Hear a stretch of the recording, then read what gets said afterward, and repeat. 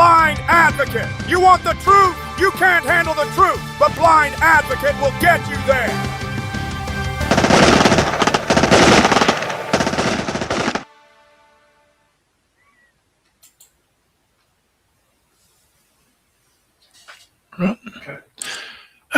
Good morning or good afternoon and welcome to another live. First things first, I really need everybody's support. If you could hit that subscribe button, it'd be really good. That way, once I get 1,000 subscribers, I can start getting money from YouTube to support the channel. This will be my last stream for 2025. I'll be back early next year, the week of the 12th. Personally, I'm glad this year is over. Personally for me, it's been a bad year. A lot of things are going wrong and some things are going right. So hopefully next year will be a better year. I'd like to wish everyone a Merry Christmas, especially Boozy Bunny, Marie, Lexi and Josh, Michael, Chris, Jake, Emma, Grant, and all the rest of them. I was going to talk today about, are we as Australians starting to lose our rights? But because of what happened last Sunday, I thought I might lead this to next year. I think we need time to recover and to adjust to what happened last Sunday with that terrorist attack here in Australia. 15 people murdered. It's not good. Now we think because we're in Australia, we're a long, long way away from it. But we're not. We're part of the world community. And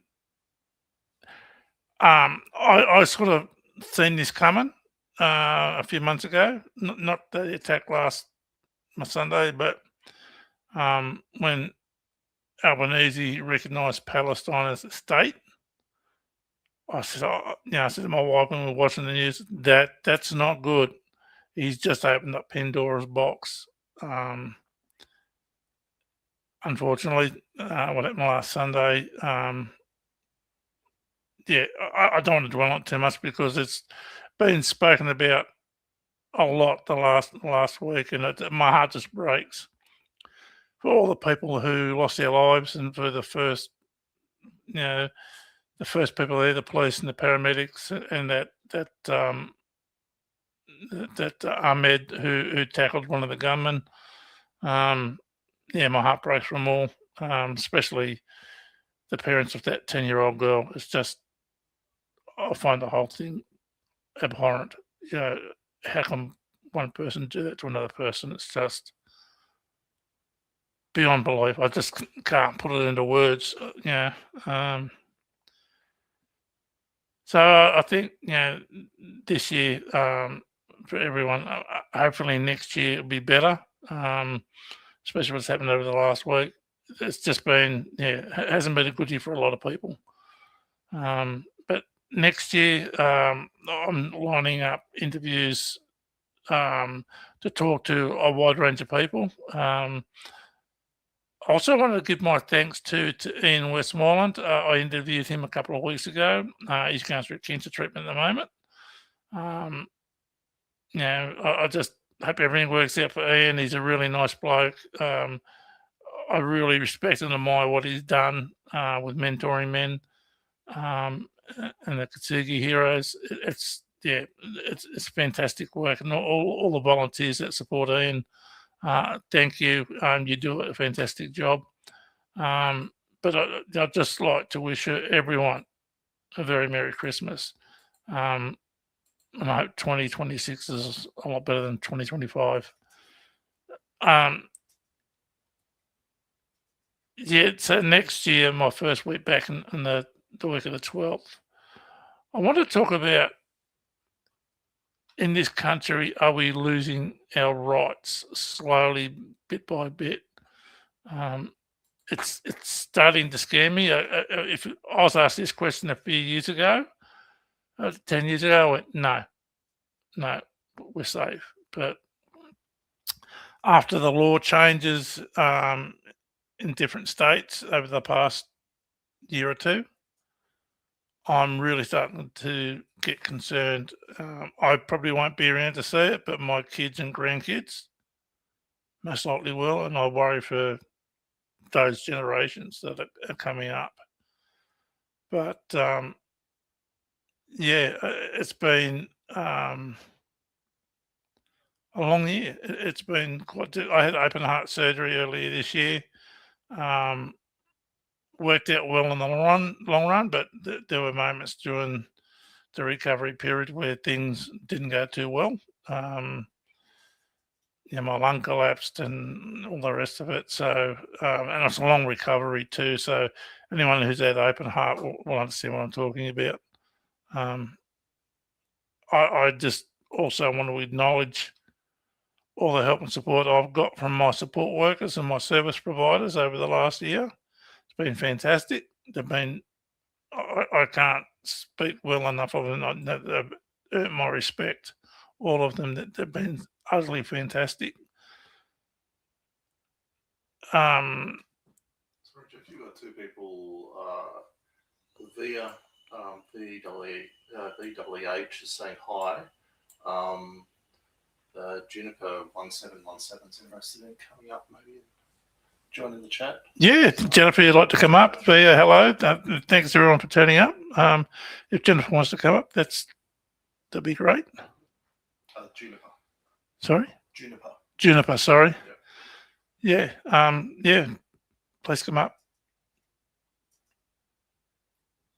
I know, speaking to people I know, that there's been a lot of people who've had a hard 12 months. I think for a lot of people, 2025 has been quite bad. And hopefully 2026 will be a lot better.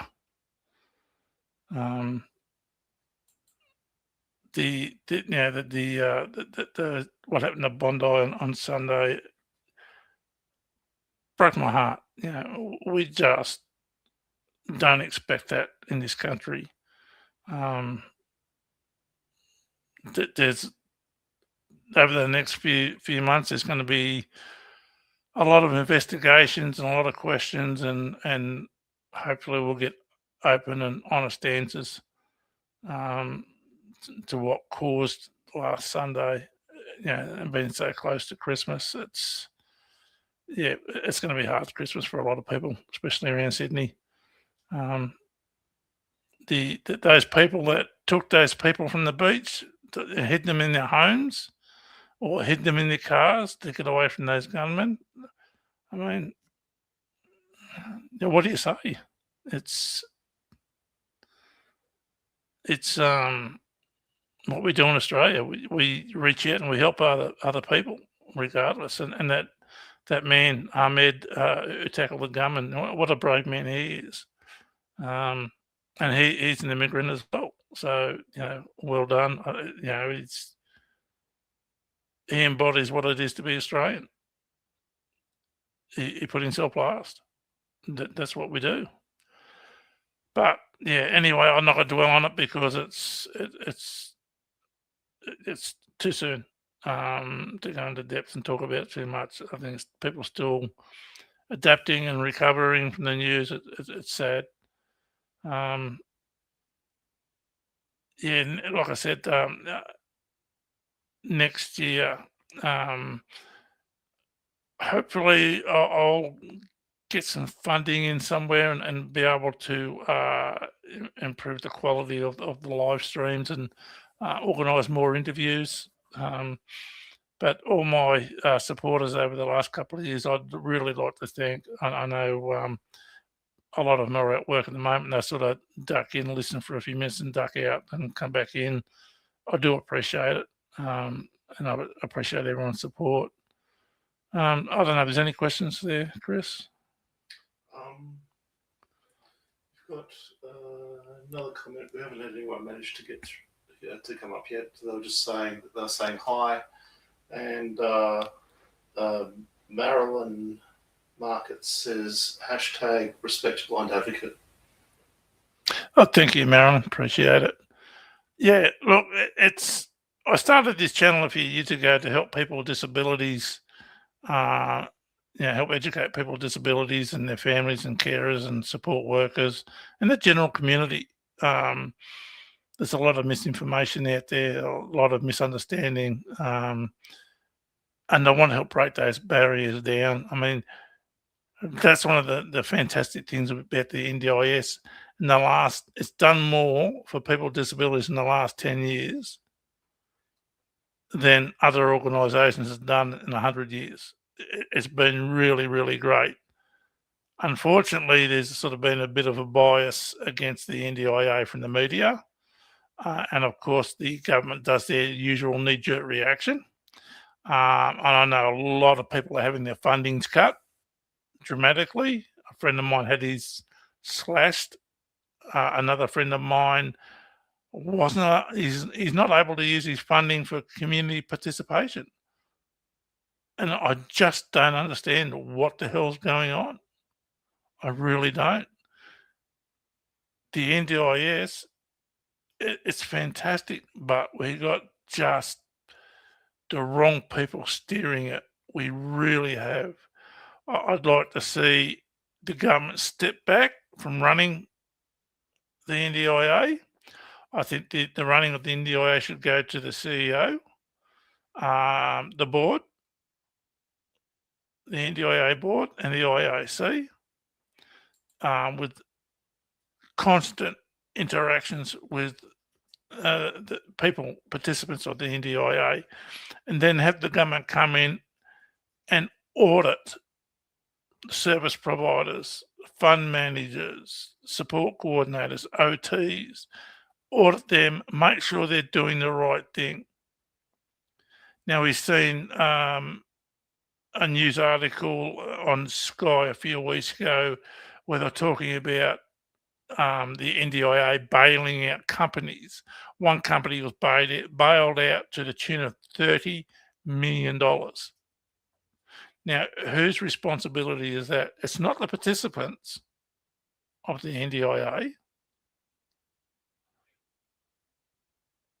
And I've explained so many times, the participants of the NDIA don't get that money. They don't see the money. They don't touch the money. They don't have the money in their bank. They've got to send invoices off and get approved from the NDIA or by the fund managers. And it all has to relate to the person's disability. These companies are doing the wrong thing,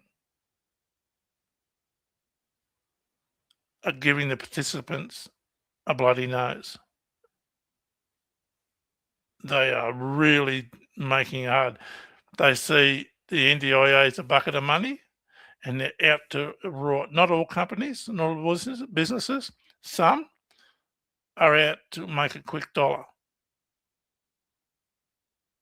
And this is where the government needs to come in as an auditor and go through their books to make sure they're doing the right thing. Stop blaming people with disabilities. We're on the bottom rung of the ladder. We have no control.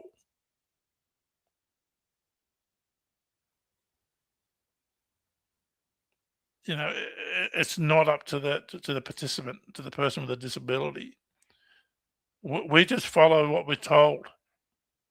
We make sure we fit within the guidelines. We do the right thing.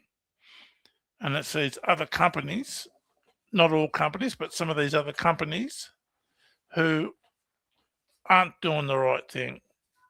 And then just giving everyone else a bloody nose because of it. And it just makes our lives, which are already too hard, much harder. It's unfortunate, but that's the way it is. And I said from the very start, I thought the NDIA was rushed out too quickly. You know, everyone says, "Oh, it's like trying to build a plane while you're flying it." No, it's impossible to build a plane while you're flying it. You know, it's just it's the people steering that's causing all the problems. It's not the participants. And I just wish the media stop being so damn lazy. Get out and research. Get out and talk to the participants. And then they'll see how much good the NDIA does. You know, and I've also said in the past that, you know, once the NDIA came out, all the state governments, all the state-run services forced people from those services onto the NDIA, then the state governments closed those services down. Again, that's not the person with the disability's fault.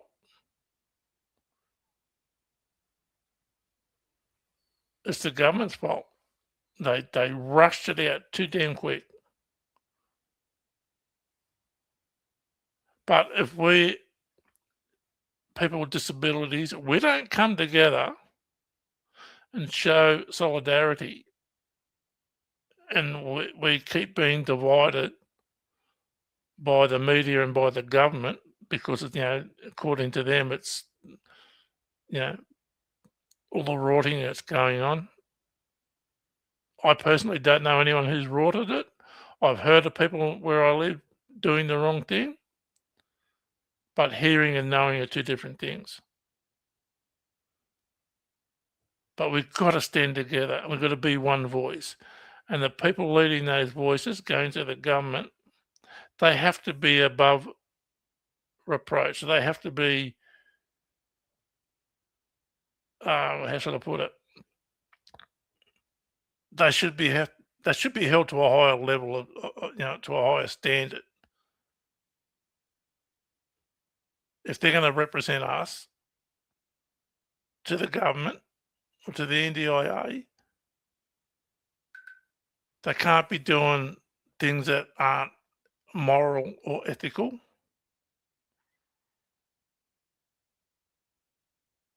They have to be transparent. They have to have, you know, they have to have a good moral standing. And they have to have a higher level of standards to be able to speak on our behalf. You know, it's a hard thing for some people to do, but, you know, we've got to stand together. That's all it boils down to. And if we keep being forced apart for whatever reason, then we lose our solidarity and we lose our strength. But anyway, that's probably about it for this stream. It's only going to be a short one. Like I said, because of what happened last Sunday, my topic for today is going to be postponed to early next year. But I want to thank everyone for coming and listening and participating. I want to thank everyone for subscribing to my channel. Once I get to 1,000 subscribers, then YouTube will start paying me, and then I can start having a better quality streaming. Just the equipment I've got starting to get a bit dated, that's all. And I'm paying for it out of pocket, and which is, you know, like everyone else, the cost of living. And I only get half a pension, which makes it a little bit harder as well. But thank you again, everyone. And I really want to wish everyone a very happy and safe Christmas. And I hope 2026 is a lot better than 2025. Okay, thanks, Chris. Just end it there.